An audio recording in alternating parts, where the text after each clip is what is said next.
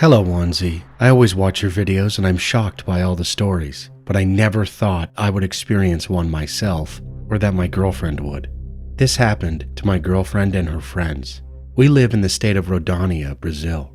It was a Sunday morning and I was at church. My girlfriend had spent the night at her friend's house and they were on their way to meet me. For the first time, they decided to take a different route, but what they saw on the way is something they will never forget. They witnessed 3 men dragging a homeless man. He was covered in blood, head to toe, and they were forcing him toward a pickup truck. My girlfriend, who was in the front seat, rolled down her window and shouted for them to stop. The men all turned around and looked at her and tried to explain that the homeless man had stolen from a woman, but there was no woman around and nothing was scattered on the ground. There was no sign that he had stolen anything at all.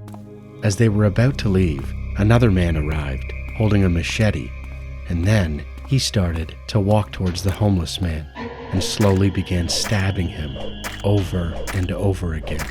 Her friend, who was driving, panicked and sped away. They immediately called the police, who asked for the exact location. Since they weren't sure, they decided to go back to find the place and get the pickup truck's license plate number. When they got closer, they only saw the truck speeding away, and the homeless man still lying on the ground, but alive.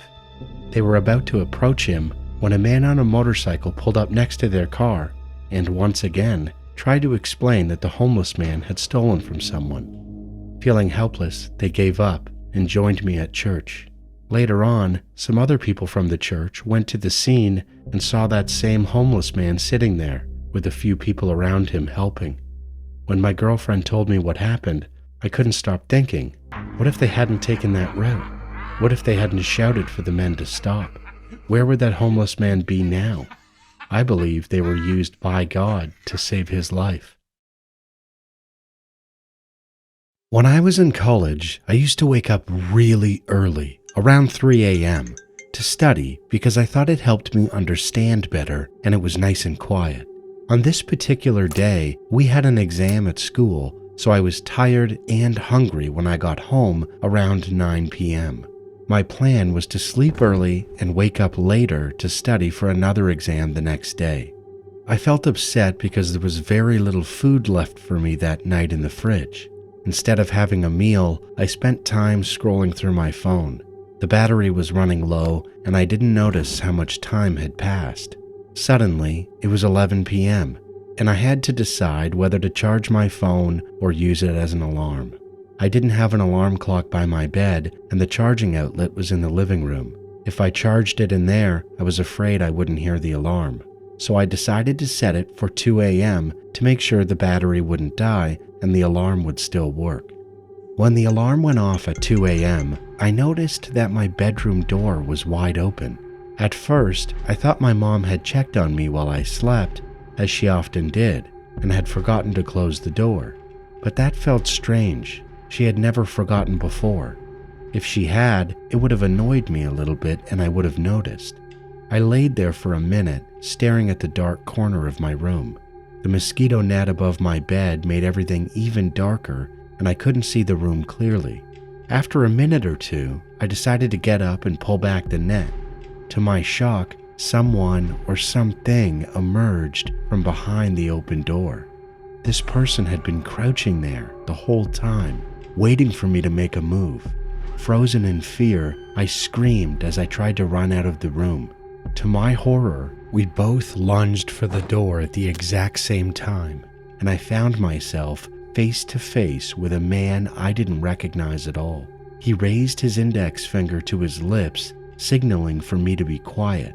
Then he ran out of my room, into the kitchen, and out the front door of my house.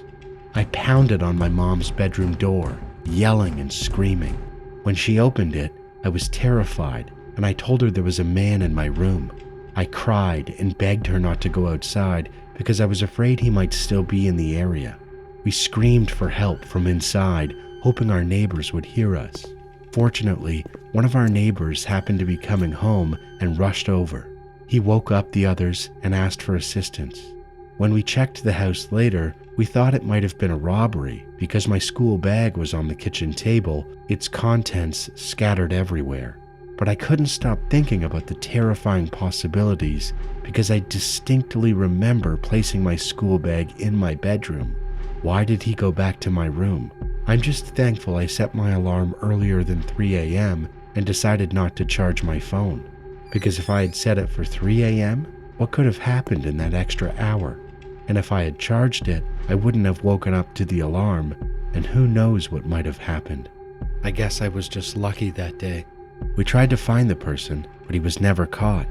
After I graduated, my family and I moved to a bigger city.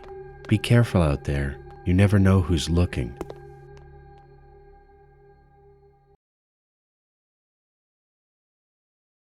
Hi, my name is Ovi, and this story happened when I was around 12 years old.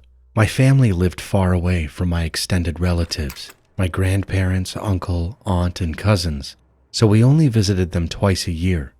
My grandfather owned a large house at the end of a very long road lined with homes on either side. A few houses away from ours, right next to a park, stood a massive, abandoned mansion. It was infamous in the neighborhood. People spoke about it in hushed tones. Strange things always seemed to happen there, with no explanation. Dead birds were often found inside, and once a neighbor's cat was discovered lifeless within its walls. But the creepiest part? The entire ground floor and front gate were covered in old, faded cartoon stickers. They were meant to look playful, but over time, they had become eerie, like the cartoon faces were crying. One night, my cousins and I, being typical adrenaline-filled kids, decided we had to check it out. We planned carefully. My two older cousins, who were the same age, would sneak in first. Once they confirmed it was safe, they'd radio us on the walkie-talkie, and then us younger ones would follow. After dinner, the older cousins left first. About 10 minutes later, we heard their voices crackle through the walkie-talkie. Come on, it's fine. No danger. Just get here fast. Excited yet uneasy, we grabbed our torches, sneaked out while the adults were distracted, and ran to the house. Standing outside, looking at those unsettling stickers, we hesitated for a moment. But then, from upstairs, we heard our cousins calling down to us. We're up here. Come on. Something felt off. Their voices sounded normal, but something deep in my gut told me not to go inside. My younger cousins must have felt it too, because we all hesitated. Nope, we're not coming up. We're leaving. We shouted back. You should leave too. Then, without waiting for a response, we bolted back home. But the moment we stepped inside, our stomachs dropped. Sitting on the couch, happily eating ice cream, were our older cousins. We froze. How did you guys get home before us? We asked, with our voices shaking. They looked confused. What are you talking about? We never went to the mansion. One of them said. Our blood ran cold. They explained that their mom had overheard our plan and warned them not to go. Instead, she sent them out to buy ice cream to distract us. They hadn't even brought their walkie-talkies with them. So then, who had called us on the walkie-talkie? Who had we heard inside that mansion? Terrified, we told our mothers everything. Their faces went pale. That's when they finally told us the mansion's dark history. Years ago, a family of 4 had lived there. A man, his wife, and his elderly parents. The wife used to run a small daycare, which is why the house was decorated with cartoon stickers to amuse the children. One day, the family decided to move to a bigger city after the man got a better job offer. But on the way there, they were in a brutal accident and no one survived. After that, the mansion was abandoned. The remaining relatives were still fighting over its ownership, which left it in a state of decay. By now, we were trembling, and over the next week, strange things started happening to us. My bicycle, one I had for years, suddenly lost its brakes while I was riding downhill.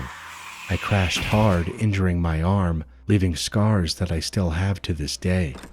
My cousins had minor accidents too, cuts, bruises, strange falls. Even my grandmother felt uneasy.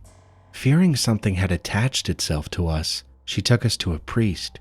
He gave us protective threads to tie around our wrists and recited prayers over us. Thankfully, after that, nothing else happened. The mansion is currently being renovated, but even now, whenever I pass it, I can't shake the thought, what would have happened if we listened to that voice and gone upstairs?